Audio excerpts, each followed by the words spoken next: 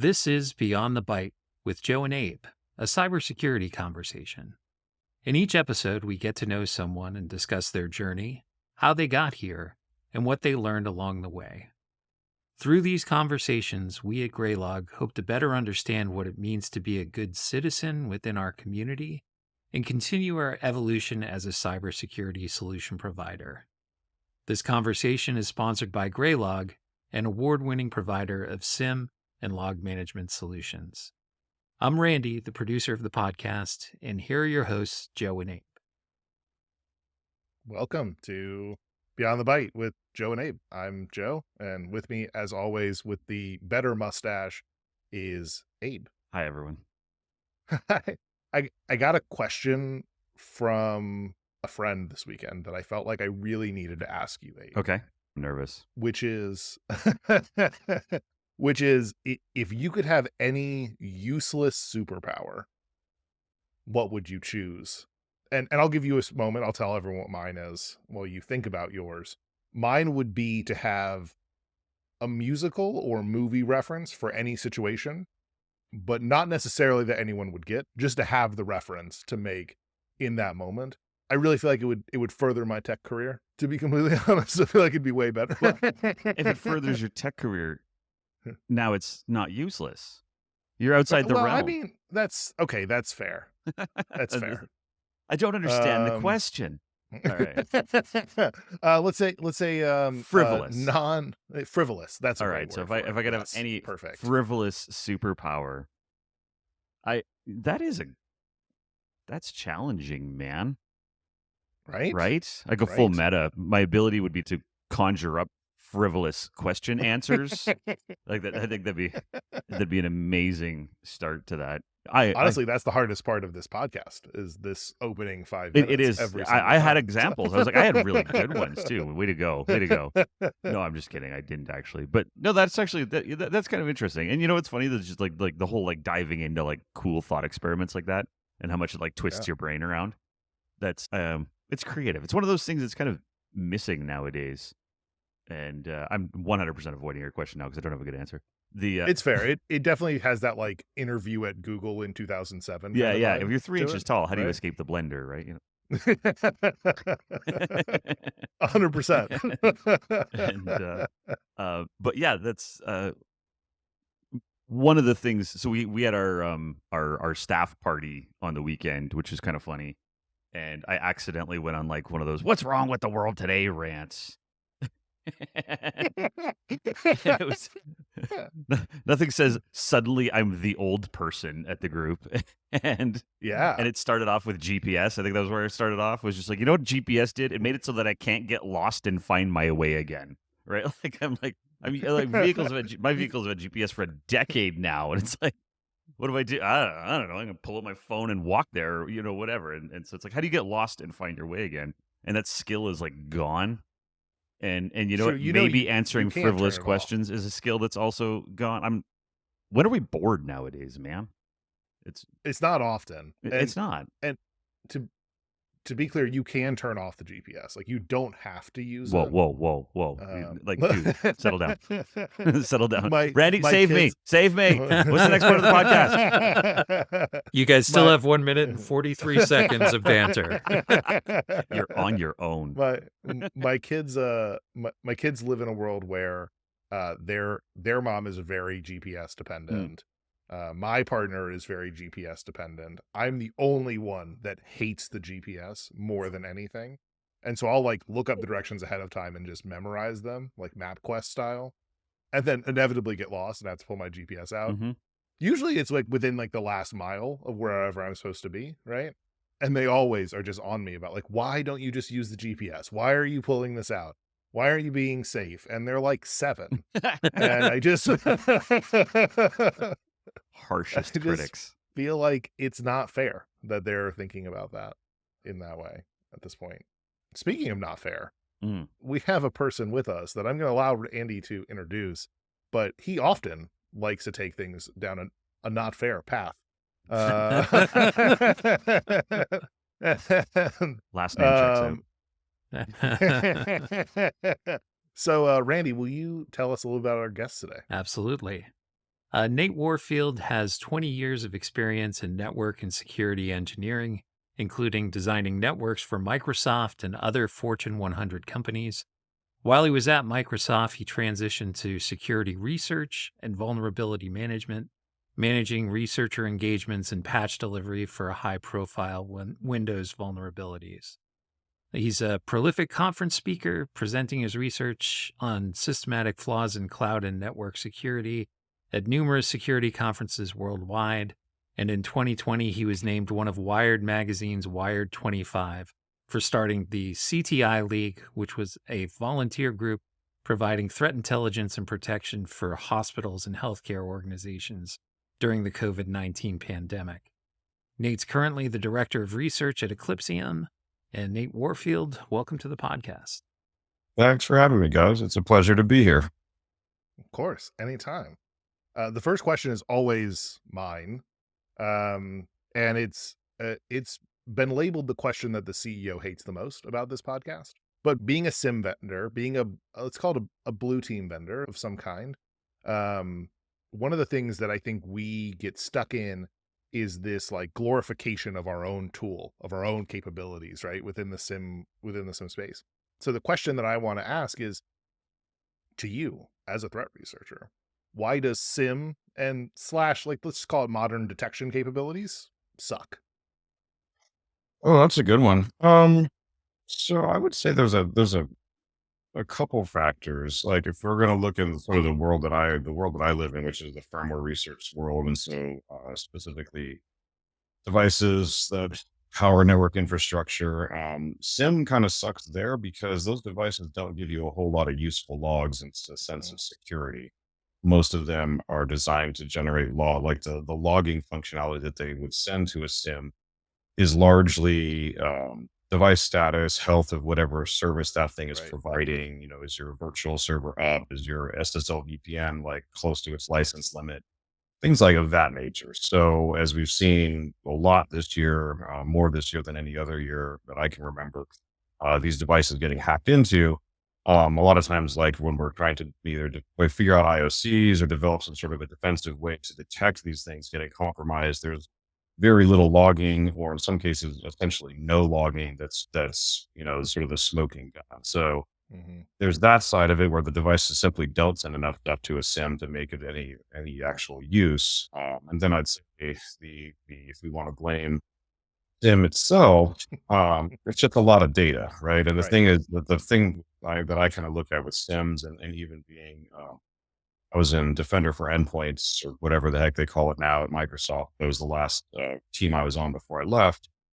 If they send these devices send a ton of logs to some instance, and then it's up to some sort of an analyst to figure out what's the query or what's the in Windows world they call it Custo is the language that you use for Azure Security Center and all of those Microsoft products. And I think you guys at Graylog have something that's similar. But it's kind of like, I have a very low opinion of like malware hash. People are like, here's the hash of this binary that we saw once that the actors have already recompiled that you're never going to see again. With SIM, it's kind of like, hey, here's the signature of this one specific behavior that we found. And if they change their tactics in any way, shape, or form, this probably won't work. So it's not very low touch. It still requires an expert of some sort to go in and figure out how to make it useful. I think that it's an interesting take on the question, and we've kind of had this answered a few times now. And a lot of people that use a SIM on a regular basis always come at this from like, well, the vendors suck perspective, which I think is always fair. I get it. I understand. But yeah, I mean, I think you hit the nail on the head as far as like what is the weakness in the detection capabilities around a SIM, especially the way that SIM has been changed into kind of the modern world, right? Like we've gotten it's almost become more of like a point solution than it has become what it initially was, which was this like correlation engine of like all of these things across the network. So yeah, I think that's an interesting thing. I appreciate you placating me with that. Yeah. I always appreciate it. Yeah.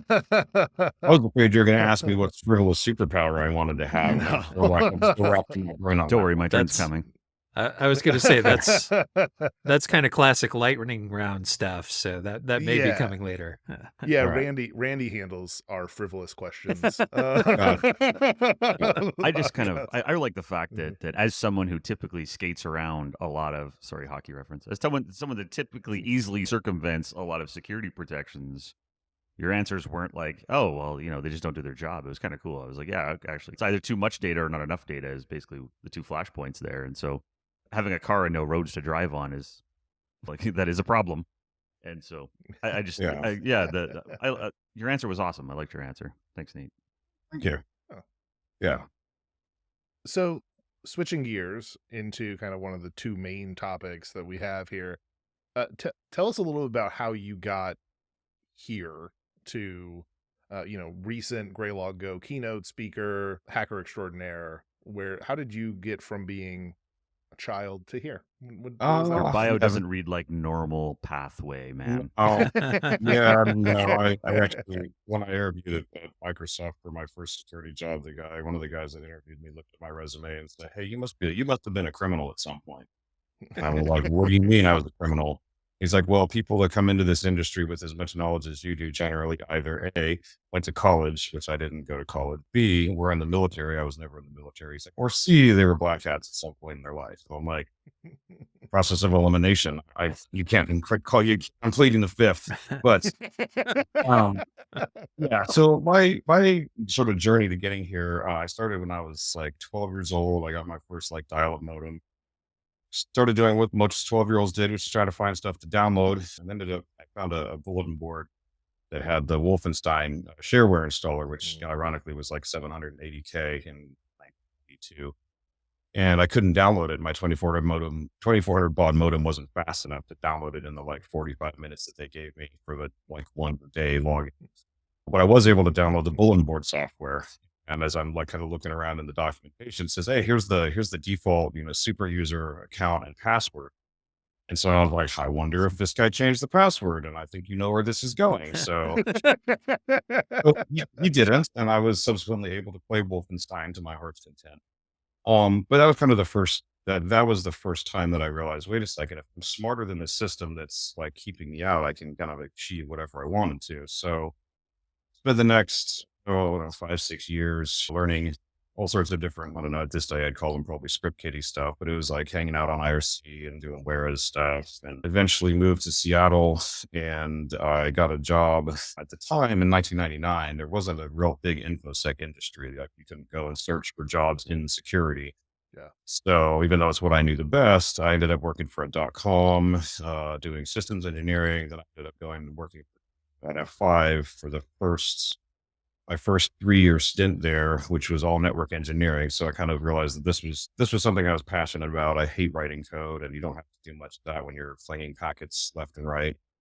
And Wireshark made more sense to me than like Visual Studio. So yeah, that ended up being the following 16 years or so. My career was officially network engineering, but I always kind of had this sort of hacker mentality. There was always, I have side projects I was working on that were outside of work that were sort of hackery things. In 2016, I finally decided I want to actually do this full time, and then switched to the MSRC, which is the Patch Tuesday group in Microsoft, and then ran Windows patching for 4.5 years. I shipped the WannaCry patch, Blue Keep patch, Spectre Meltdown patches. And so, yeah, at that point, that job was fairly easy, at least in terms of what I had to do for my day to day. So I started kind of switching over towards research, and I did my first conference talk in 2017 at one of Microsoft Blue Hat conferences, and was just kind of hooked of like, oh, this is really fun getting up and sharing the research that I'm doing. And so that kind of slowly sort of led me down this path where I, was doing a lot of conference stuff before the pandemic.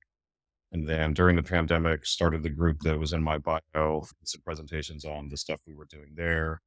And then almost exactly a year and a half ago, came here to Eclipsium. And now I get to do things like break networking here as just a hobby and get paid for it, and the other blogs and go speak on stages. It's pretty, it's definitely, it's not exactly easy to say, here's how you follow me step to step to step. Yeah. But yeah, that's how I got here. I think think that's the thing about anyone that ends up becoming extraordinary in what they do. I'm going to use that word, is that there's not a path to follow Yeah. them, because the amount of blood, sweat, and tears that went into developing that craft is not something that is duplicated between individuals. It's unique to who you are and what your passions are. I want to really dive into the CTI League stuff, because I think it's an interesting part of your progression through this. And I think it begs a kind of an interesting question, which is, we'll start at this broad question and then we'll kind of dive deeper into it, which is, how do you balance everything that you've done within your career around being like moving towards good, right? Moving towards doing good in the world, right? Because you're working for some people would potentially call the big bad of Microsoft, Yeah. right? Yeah. Well, I've heard that once or twice. Yeah. You're then starting CTI League, right? Which is ultimately a bunch of for-profit companies trying to come together and do some amount of good. And now you're doing threat research. And there was a story you kind of shared in the keynote of like, hey, some of your research is now being used in the wild. How do you balance all of the kind of like give and take that cyber brings, both as like the vendor versus community member, and then also as the black hat versus, or the white hat versus black hat side of you? Yeah, that's a good question. I think I'm not going to answer it in any particular order. So I It's think fine. that what I've told people, and even my 8-year-old daughter likes to tell everybody at school that her daddy's a hacker, and I have to sort of be like, no, no, no, I'm one of the good guys. I'm not driving a leopard or grabbing a leopard for Lamborghini. You know, I was one of the guys. But I think to a certain degree, like one of the things that I find fun about this job is I get to sort of sit and think like a bad guy. Like, I don't know Yep. about you, most movies, like I kind of rooting for the villains. So, but the bad guys need to win in the end, both in Hollywood and also in the real world. Like, guys win, we're screwed. Um, but it is nice because I get to sort of lean on that, many years ago. Hey, I should probably not get caught doing this because that's going to be suboptimal, as they say.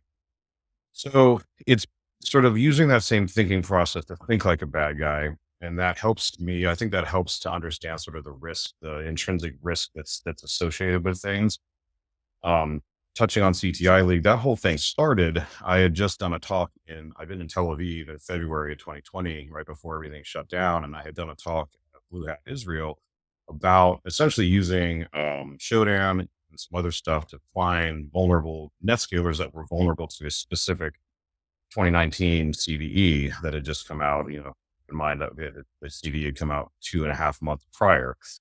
So fast forward to March, I was sitting in Redmond. I hadn't yet been mandatorily working from home, so I had a lot of time and no coworkers to do some hack me around. And I find something like 300 plus of these net stealers just in the United States that were vulnerable, including 2 of them that ran the hospital, the medical clinic that I use for my general practice doctor for sport medicine.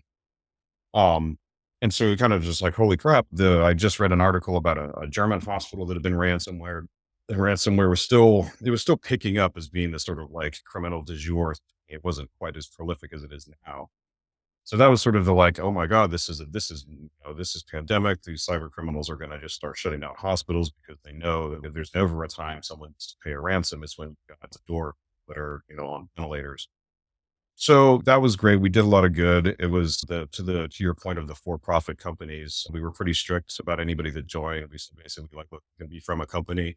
You try to sell anything, you're immediately banned. You try to do any sales pitches, you're banned. The whole sort of code of conduct was really essentially you're here to volunteer your time or whatever resources you have access to that you can share to help to do this thing just because it's the right reason to do it, not for money, not for profit. We've had people from the US government tell us that built in a month with failing for 10 years of demonstrating public private sector collaboration and being able to sort of like skip around all the miles of red tape and say, hey, I've got this piece of intel. You should have it. Don't ask where it came from. You don't need to credit me. So we were giving government agencies this information. That's how we were able to do what we did is we had people from most of the law enforcement groups in the world. We had what are called the ISAC or ISAC groups. Like, don't ask me what that stands for, but we had the one from healthcare. We had 3 or 4 members from Health ISAC. And so we were able to, as a group of volunteers, give them information that they could then pass to the hospitals in sort of a trusted format. We learned the hard way, super hard, but apparently people got really sketchy and like sort of weirded out when you try to give them free information about like holes in the network of their hospital. We actually had someone that thought we were trying to blackmail them. And the guy was like, no, I'm just trying to give you this information for free. So we sort of had to we learned as we were building it. We had to put in guidelines saying, okay, when you find something, please don't everybody try to reach out to the hospital unless you physically know someone, if like they're a friend of yours or you hung out at like a B-sides in your town or whatever. Sure, talk to them directly. If you don't, then give it to us. We give it to the ISACs. We let them establish that communication because the hospitals already trust people from this group.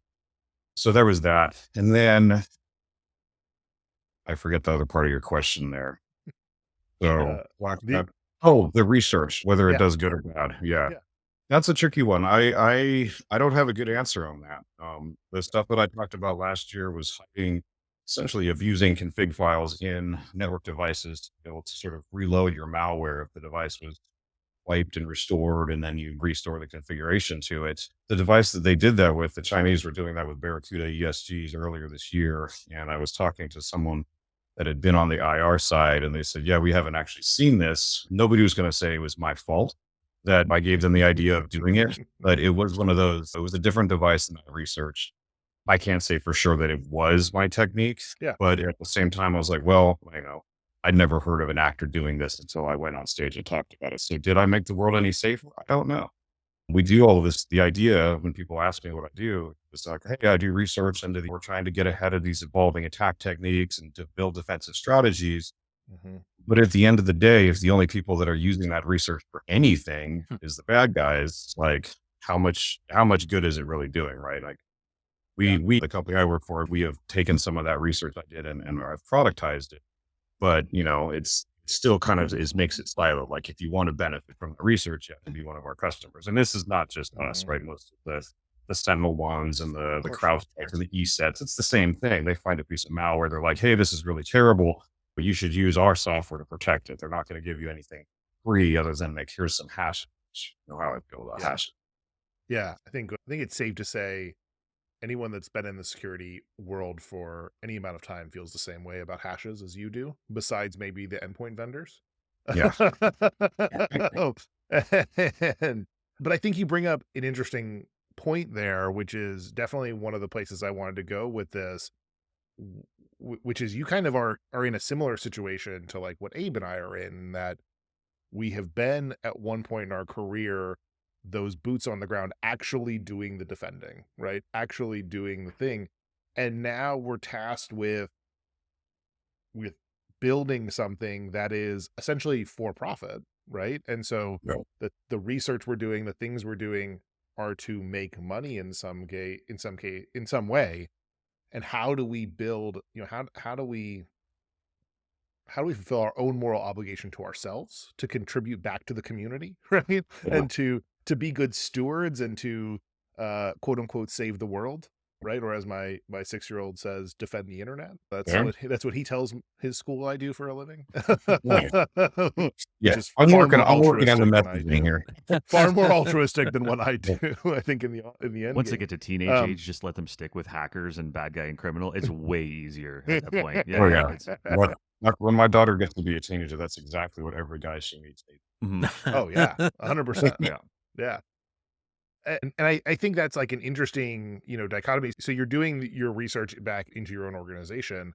How do you then continue to push along the community side of things that you help build with CTI and those things? How are you trying to have you found that balance? And then second, if you haven't, what are you kind of doing to try and find it? Well, yeah, I don't know that I could say I found a balance, but I also don't know. I couldn't say that I'm necessarily unbalanced. To me, going and speaking at conferences is kind of like, that was where it started, right? Yeah. When I was at Microsoft, the research I was doing, which was very much cloud, it was my initial first time I went around the world and talked about something was about sort of the intrinsic vulnerabilities in cloud, like VM marketplaces, how they opened up too many ports to the internet and had some of these things have full creds into them. So that was its own. So it was slightly different than what I did last year, but the way I looked at it was this is a problem. People don't know this is a problem. I could try to write a blog or post it on Twitter, and I cared about Twitter. I would do some of that. I would say, hey, these are things. I have a GitHub somewhere with a bunch of showdown dorks that I would put together to help people find the exploit of the month or whatever vendor, and say, here's how you find those devices. But yeah, it was the I'd say that the part of where I say I balance it, and I try to tell my daughter, yeah, daddy makes the world a safer place. That side of it is to me where I go in, go to conferences and talk on a stage. They always get recorded. They always get posted to YouTube. And then the sort of organic conversations that I have with folks after I speak at a conference where like, hey, I've got this, I've had everything from how do I get to where you are to will you help me hack into someone's phone to like, I saw this incident. We're working on this one last year. I had somebody go, so yeah, we're working on this specific incident. We've been tracking, we're trying to figure out for months. And now I think he's like, I think I realized from what you just said that they might be in our load balancers because that's the one place we haven't looked. I was like, you should take a look at, turns out I forget the vendor, but I was not able to give him specific advice on what to look for. But that to me is the part where I'm trying to do better and make things better. Yeah. Now that the research that I do does have a product value to my company, I generally don't give away some of the secret sauce on stage of how we're like sort of tackling this problem, but I try to give people at least of an overview of like, hey, this is what to look for. This is what it looks like. This is risks you may not know that you have that you should go and check into. Now, whether they do it, that's outside of my control. I just want to pop on editorial and say, I think it seemed a touch like you were humming and hawing on the net positive there. And I think the positive is very high, even in the case of your research showing up being used somewhere else. Mm-hmm. The highly valuable lesson now is, okay, how can we talk about research in a way that's not going to get it used? That conversation's open now. Like in other words, we're one step closer and we're one bit more mature in the whole ecosystem of it all. And I think for that, it's incredibly important when researchers like what you're doing there isn't always locked behind a paywall, right? Isn't always locked behind a buy my product. And yeah, I got a lot of qualms with kind of the academic world too, which has the same problems shifted in a different direction. But I think as long as we are sharing, and when you talk about things like the ISAC, those were born out of solutions, out of that problem needing a solution, right? And I don't have it in front of me. I'm pretty sure it stands for something like Information Sharing Analysis Center, something like that. That's the name of ISAC. So I think overall, as a net positive, I think that's absolutely massive. But before we move on to just the next little bit of the future stuff, I did want to talk. You jumped really quickly, and you were like, "Hey, I was grabbing BBSs and playing Wolfenstein." And then I had a job at Microsoft. Hang on. There's a decade and a half of hackery stuff in there. What are some of the highlights on that highlight reel? I know, there's obviously there's skeletons as well, I'm sure, but let's see here. I used to be really interested in phones, specifically cell phones. Okay. So there was a period of time where I got into hacking phones, like the old Nokia Symbian OS based stuff. I bought some pretty sketchy hardware off of, I don't know, I think it was eBay at the time still. I don't think Alibaba was around. Yeah, I used to play around with building. I buy unlocked phones off of the eBay that would run across multiple carriers, but different companies. And it turns out you could buy prepaid cell phone SIMs, and you could actually crack these and pull out I think it's called the KI number, which is essentially the sort of secret key for that actual phone number. So if you cracked enough of these from enough of different companies, and then you could actually find these other shady ones that you could program into a different SIM card, multiple KIs. So essentially what I could make was a phone that had an app where you could click, say change my phone number, and I would click and it would select a different phone number, restart the phone. And so now all of a sudden you switch carriers, you switch numbers, and you could have like 8 or 10. I think the max was like 16 per card. So I got into making those for a while. Yeah, I was kind of fascinated with like magnetic stripe stuff. And yeah, We'll leave that at that. That was just for making like duplicates of your hotel key card, right? Oh, of That's course, of yeah, course. 100%. Only ever for that. Always for that. Yeah. That's awesome.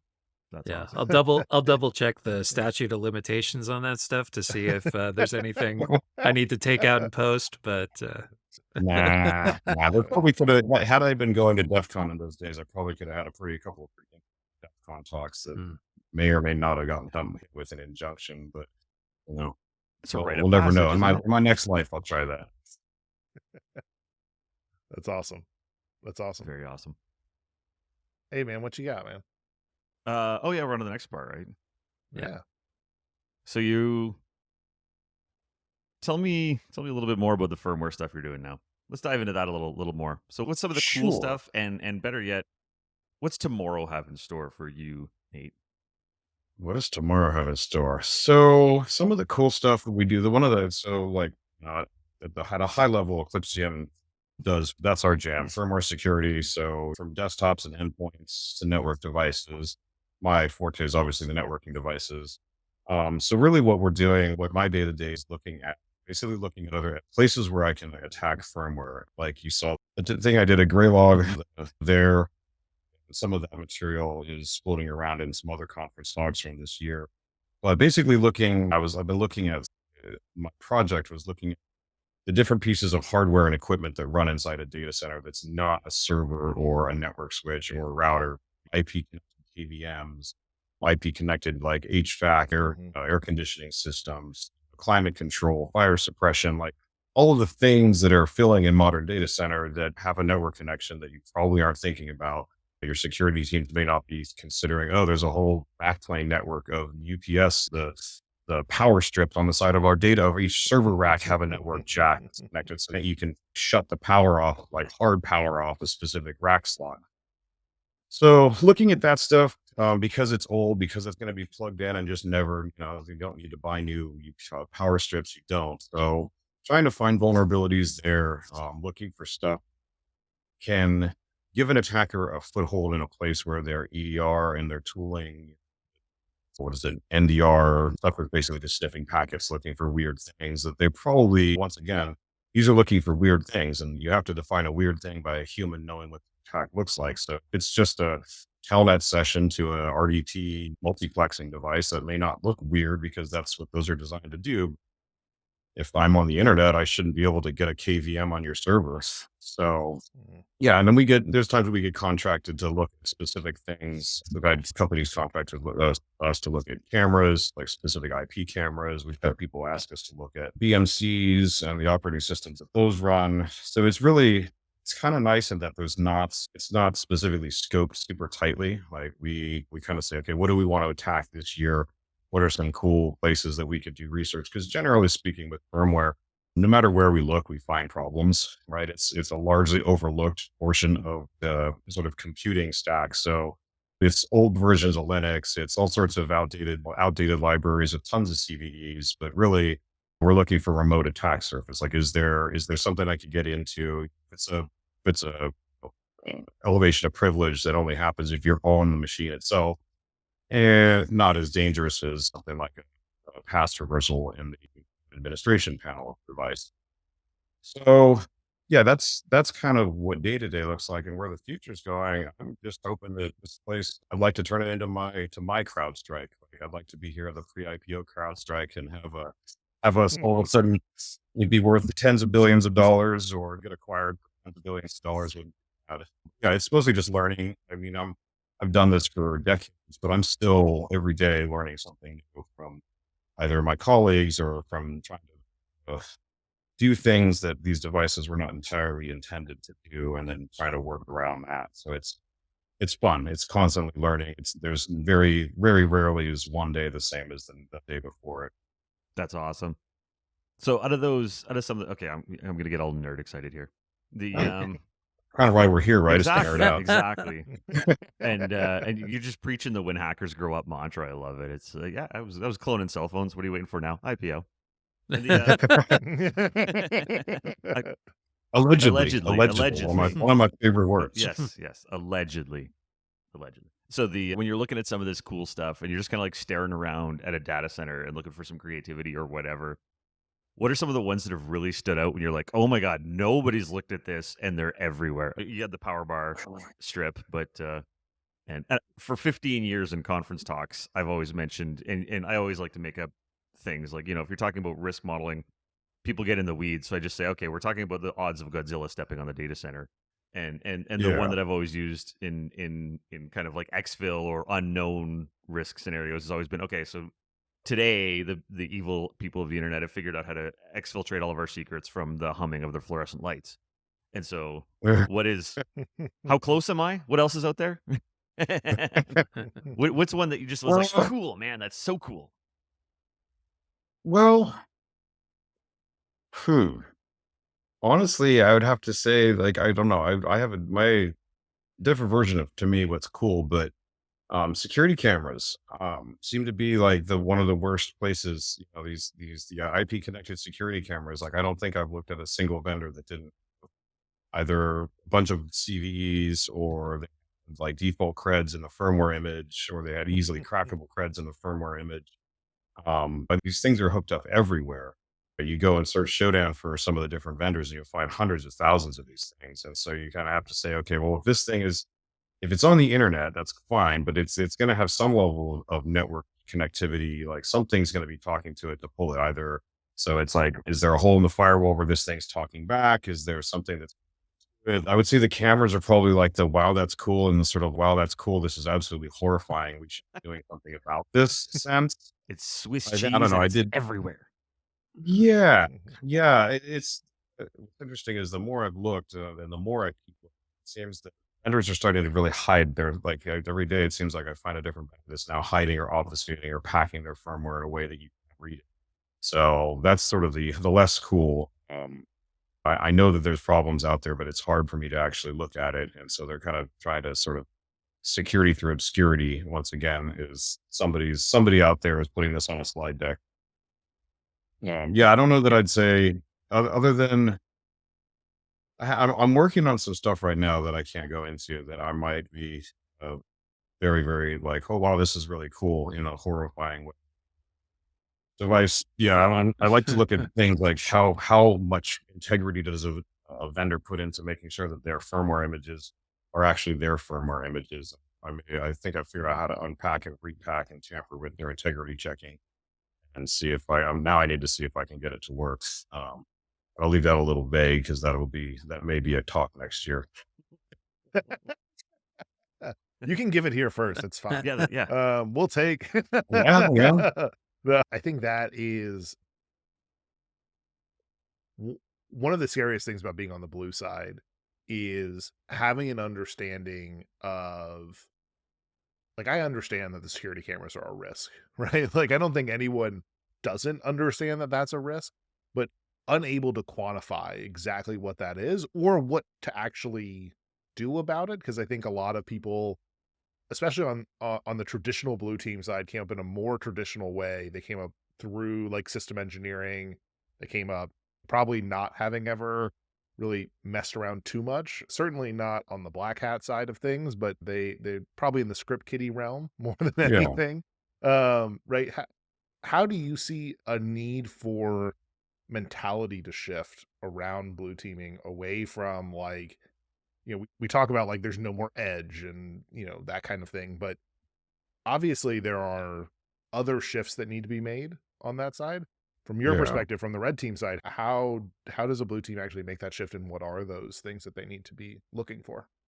So that's a great question. And I would say that one of the places that I've seen this done right was actually, and you and maybe the audience will hate me for saying this, but Microsoft actually did a really good job. So I know you laugh all you want, but you can. No, to be clear, Microsoft has done some great things for security I stopped laughing at Microsoft over the last several years. Yeah, 100%. They've been doing some great things. They have.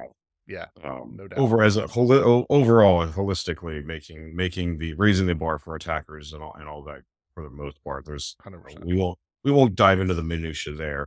But in terms of the cross training, so there was, at least when I was there, once a year they would do like an event. And so Microsoft's big enough. I think at the time they had 4 different red teams that were like their own fully funded groups inside of the company. And so once a year, they would take a few members of each of the different red teams and they just sort of make this sort of like super group of red teams, thing like gorillas, but with hackers. So that red team would then battle and they would do the same thing with their blue team members. Take a bunch of different people from all the different IR groups inside of Microsoft, build this sort of hybrid blue. And then what they started doing, so I think one of the last years was they took red team members and they would give each team a different team member.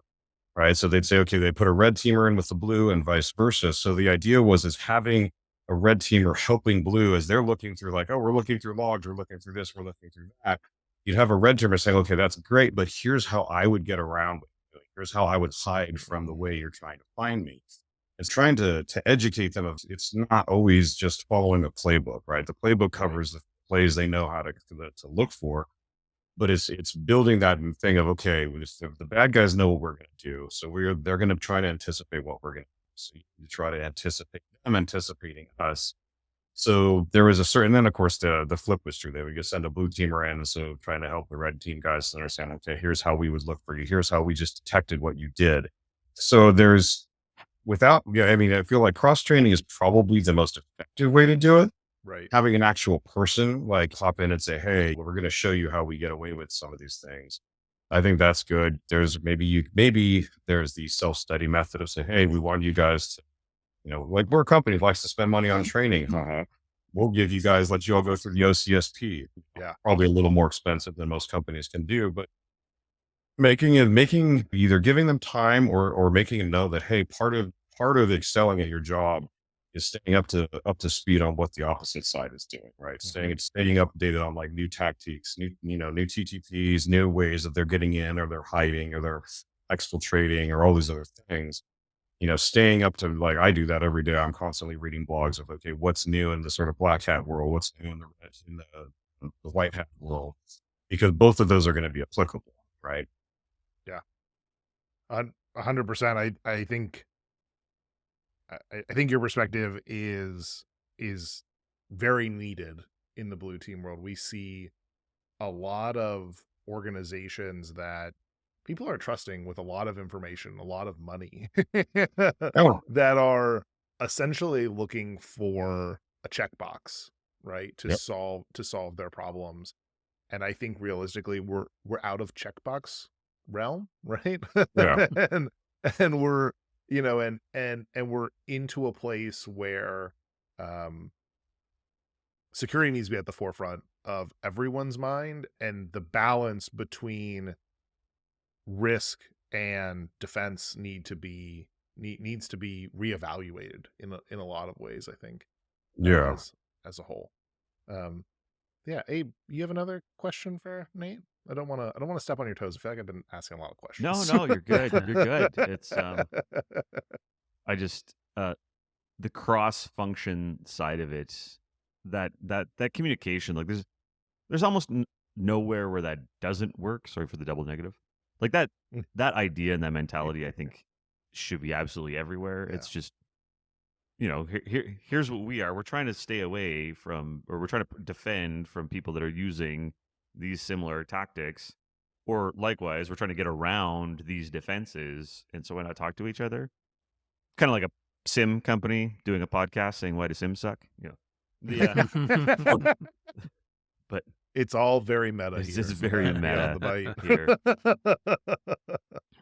But no, I think that's interesting. Actually, like I was just thinking about the last time I was on the blue side of a red team exercise, and just thinking about like the report that we got and like the actual like interaction we got with the red team was so much less than useful, right? But like having had a red team person come and sit with us as they were running the exercise would have been so great, because stuff lit up, right? Like stuff lit up, but stuff was lighting up constantly. Yeah. That was just the nature of the beast. Like we didn't even we couldn't even necessarily tell something big was happening until it was way too late, right? Yeah. The reality of a lot of those purple team exercises, unless you're at a monolithic company, is you have the blue team in there Yeah. trying to do the purple team stuff, but at the same time, you're still getting help desk tickets from the printer Right. needing magenta Yeah. ink cartridge, and it's lighting up the sock for some reason. Yeah, Yeah. because nobody's tuned Well, that alert. that's kind of the impetus behind why Microsoft did it, right? And they have Yeah. they have the sort of added benefit. I mean, obviously they're Microsoft, Mhm. right? They can Of course. afford to fund multiple internal red teams. So if you're contracting an outside pen test company, there's some that are going to be super respectable. I'll give shout outs to like the guys from Blackfield's InfoSec, a bunch of friends Mhm. there, Trusted Sec, what up, Dave? And then the guys from Spectrops. Those are all three really good groups that will come. Not only will they come in, and if we're being honest, the red team they're always going to find a way, right? course. It's any attacker with enough time and enough motivation will find a way in. It's just, what do you get? Like you're saying, oh yeah, you don't want to read as a 3 or 4 page report of like, yep, we fished this user, we used PS exec, we Mimi catched our way to domain admin, YOLO. Right? That's not helping you, right? What they need to think is, hey, we found this machine of this thing, this Active Directory group was misconfigured. We were able to use Bloodhound and we enumerated things and we found that we could pivot. Like something that gives you an actual, like, this is how we did, should almost be something that your engineers can then reproduce after the fact, because you hear some of these, and I give a shout out to the teams the groups that I really respect for the way they respect things. And I'm not going to talk about any of the ones I've heard that their attitude is walking in like, yeah, we're bad. We're the red team guys. We're going to own your network. And it's an arrogance ego thing, right? That's the whole point of them. The whole point of why they're being paid is not to hack into your company. It's to give you the report. And ideally, if they do that same exercise in 6 months, you should either completely catch them or none of it should work. If that's not true, then they didn't do their job. Mhm. You can blame the organization and say, oh, well, we didn't follow their guidance. Did they give you enough guidance to follow? Did it make sense? Was it feasible? Not like, oh yeah, don't use O365 online. Stop running Exchange on-prem. Like if they're giving you these high level, like, yeah, okay, that's a cute idea, but our business requires us to do X, Y, Z. Right. They should be understanding how your organization operates and giving you guidance based on that to make your stuff more secure. Right. We joke, I just pull NTLM out of Windows and it'll solve a lot of problems. Yeah, if Microsoft could, they can't. Right. I think they're just now starting to figure out how they're going to phase it back probably over the next 10 years, but it's been around since the 90s. Right? None of these big sweeping changes happen overnight. And that's what I think a lot of these red team companies are addressing is like, hey, let's figure out how you can incrementally improve. Mm-hmm. Yeah. And I think you had a good point there, which we don't talk about often on this podcast. Which is cyber hygiene, right? And like the role that actually plays in these things of like, I've been a part of organizations that we have the biggest, baddest detection tools you can possibly have, but we've got RDP open to the world on our terminal server, right? With data, with data center, like direct data center access. Like there's nothing I can do at that point. I can detect all of the terrible things that are happening to us, but I can do nothing about them because we've taken no time to do the basics and to remunerate those. And I think yeah, looking at a red team's responsibility in this conversation as you need to be accountable to us on those things that we're not doing right, I think is a great perspective that I don't see often, especially in like that mid-market organization who's just trying to get the red team because the compliance officer said they have to. Yeah. Yeah. They need to pass a pen test once a year. Right. Exactly. What is pass a pen test? Yeah.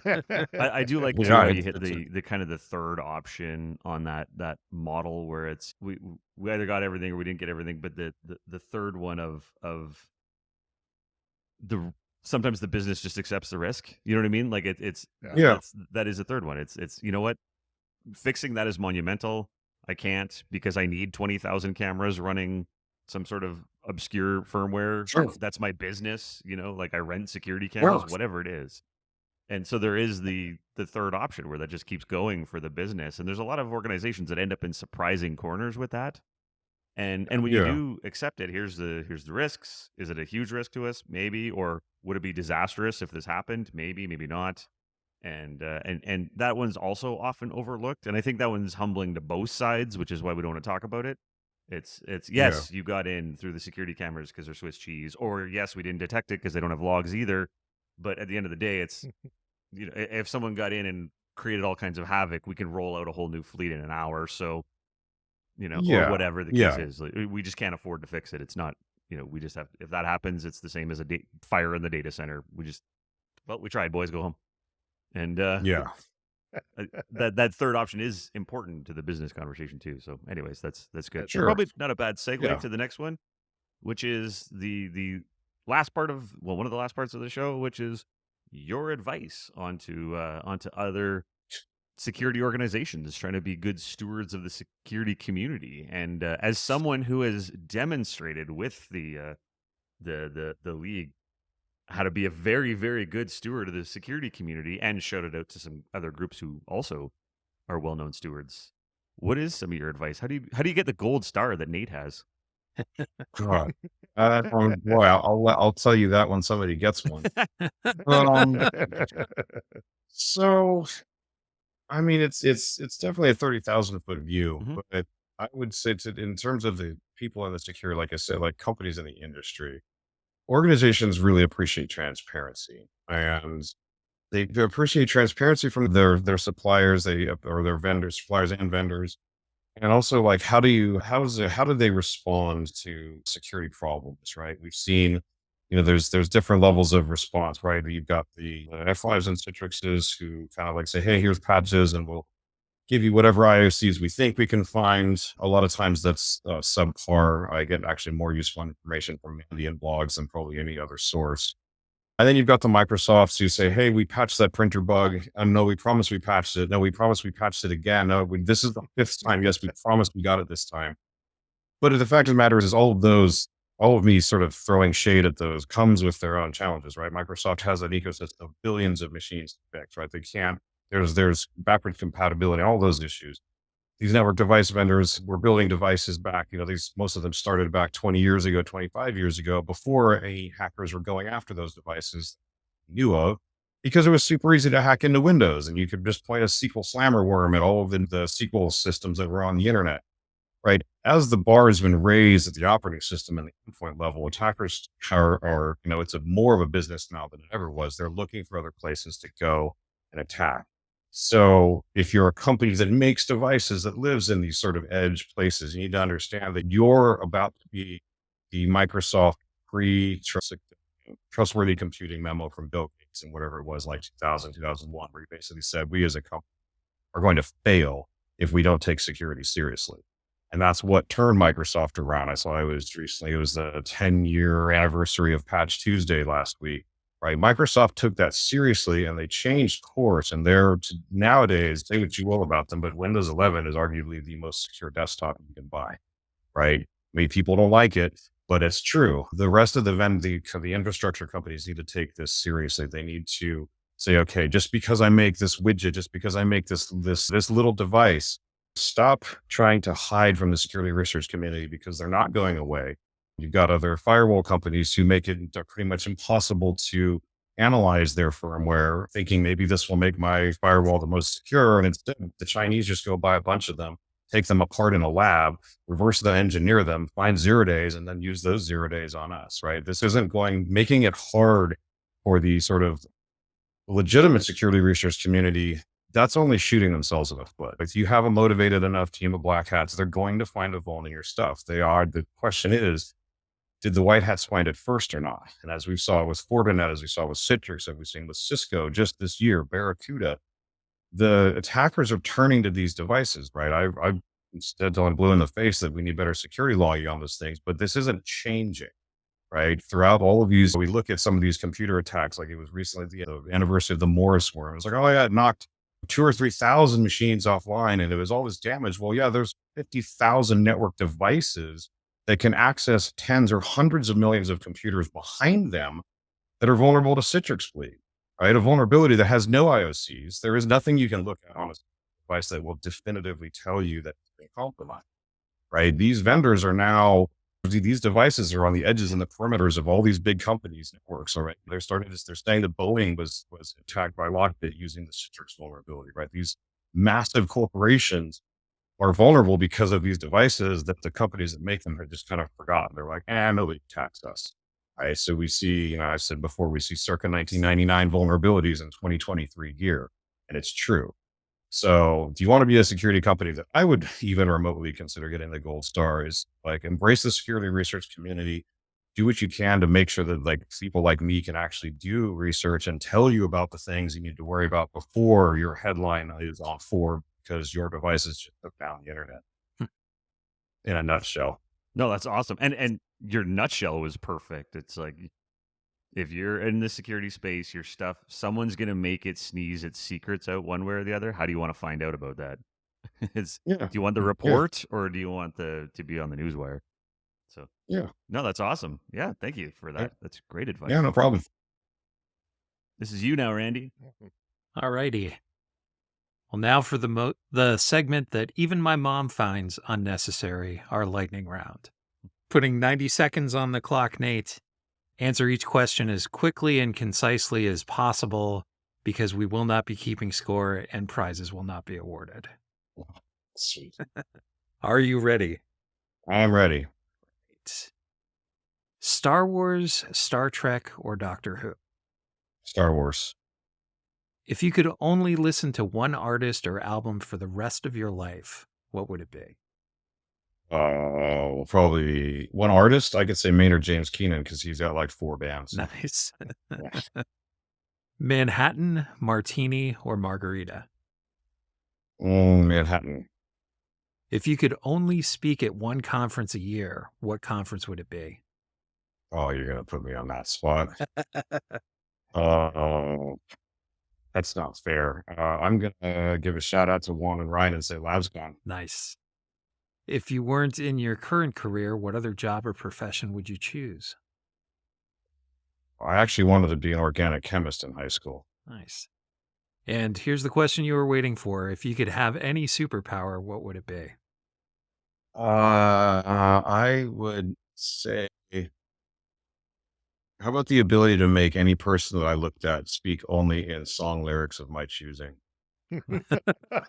Like meaning, like I can sit there and look at them and be like, they're only allowed to speak in Taylor Swift song lyrics. Cool. They're only allowed to speak in Wu-Tang song lyrics. Nice. I get 9 seconds left, but I want to stop on that one because that was pretty. That was pretty. That good. would make meetings way more fun. Oh my god! Would would. it ever? Would it ever? Jeez. Awesome. Yeah, that would be fantastic.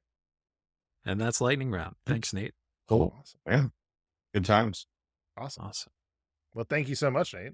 This is thanks for having me, guys. Fantastic. Where do we find you on the internet? Where do we find you in person, man? Well, I don't know where I'm going to be next in person. I'm done with work traveling for the year, but I mean, you'll always find the DEF CON Black Hat in Vegas, and probably almost always I had BrewCon out in Belgium, and I can't step up and after that I have no idea. Awesome. Well, yeah, I usually throw out. I'm in my trying to figure out my research for 2024 to start throwing out abstracts to places. But yeah, I'm always pretty prolific on whatever social media is still popular to say, hey, I'm speaking at this and such conference. All right. So where do we find you on those? Sorry, Joe. Yes. No, please. Yeah. Oh, yes. So yeah, I use my handle on every social media out there it's N0x08. The joke being that N and then 0x08 is 8 in hex and 8. I've had to explain this joke way more times than I wanted to. But yeah, so Twitter, same handle. I use my real name everywhere, Nate Warfield. I'm GitHub, Blue Sky, Mastodon, LinkedIn. Yeah. Awesome. Perfect. Thank you. Fantastic. As always with us, you can find us places that Randy knows about. That I can never remember. Yeah, we're on all of the major podcast platforms now. You can reach out to us on LinkedIn. We're all there. I'm Randy Richard, Joe Gross, Abe Abernathy. And we're also on Twitter still, B_Byte_Joe_.